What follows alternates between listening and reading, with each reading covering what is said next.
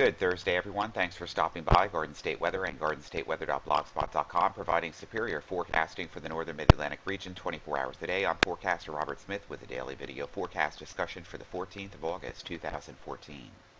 What a great start to a Thursday here. Lots of clear skies, cool, comfortable conditions, temperatures in the low to the mid-50s across the region, low to mid-60s in the New Jersey, New York City metropolitan area out on Long Island, the South Shores of Connecticut here, and also central and southern New Jersey, parts of the Delmarva region as well, seeing temperatures in the lower 60s this morning. Dew points, that's the difference. Temperatures are in the low to the mid 50s with dry, comfortable conditions in place and a light westerly flow across the region.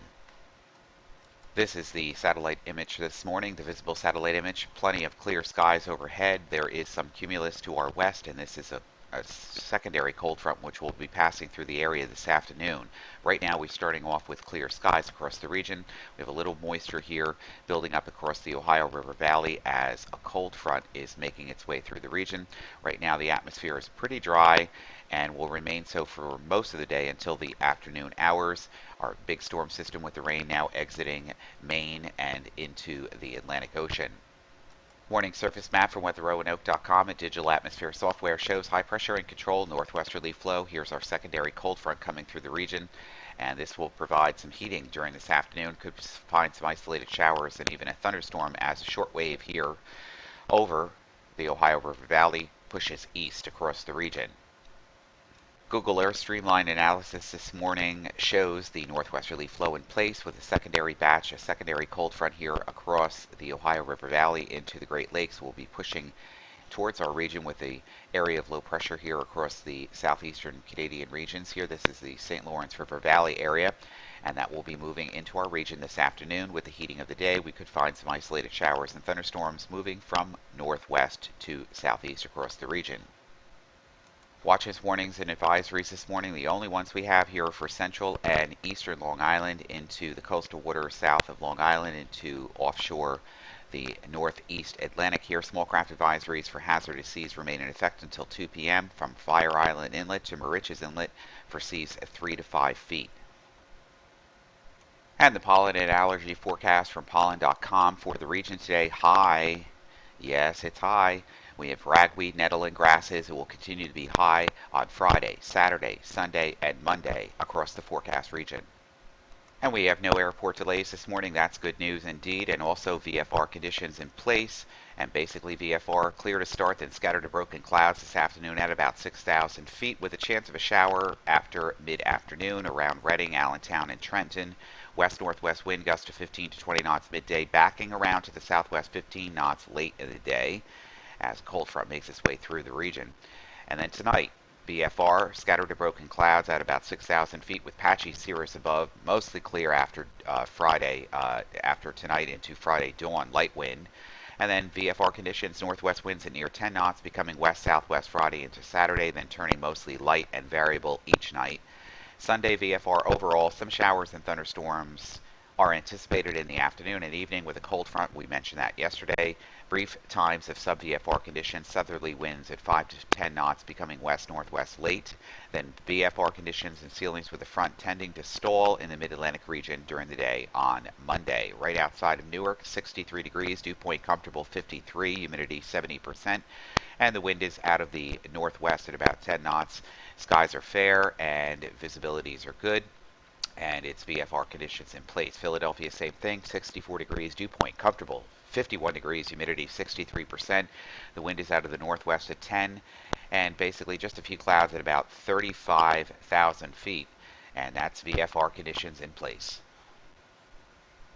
And this weekend is going to feature some rather chilly air for late August around the region, or mid-August around the region. Here's our upper level low. This is Penn State Z-Wall Sites. NAMWRF composite reflectivity forecast going into the future. Some scattered clouds with a secondary cold front coming through the region during this afternoon could bring an isolated shower or thunderstorm popped up across the region. Otherwise, scattered to broken clouds in the lower levels this afternoon. Plenty of cumulus around as that upper low swings through southeastern Canada. We can see that here on the forecast map. You can see the circular motion here. And then clearing off tonight as we lose the energy, everything remains to the north and west, and tomorrow is going to be a nice day. Some scattered clouds as the last vestiges move through. Again, some broken ceilings, scattered cumulus clouds across the region. The temperature is going to be in the 70s both this afternoon and again on Friday afternoon, and that is quite comfortable considering that normal temperatures are around the mid 80s for this time of the year. And some broken ceilings across the region on Saturday, and Saturday night and Sunday is going to be delightful too, with the exception of Sunday because we have a frontal system and another vortex sliding through the Great Lakes region. That's going to drag a cold front through the region on Sunday, and that could introduce some showers and widely scattered thunderstorms across the region on Sunday afternoon. Supposedly, finally, we're going to get a new GFS map with better resolution coming into the fall and winter this season. Let's see if the National Weather Service and other product companies here can be utilizing this as well, because it's going to be better forecast going ahead, as the GFS has been known to have many errors over the European model and some of the other Canadian models as well. But hopefully that comes to fruition. Let's get into the forecast here for the weekend. Here's our deep low across the St. Lawrence River Valley, southeastern Canada.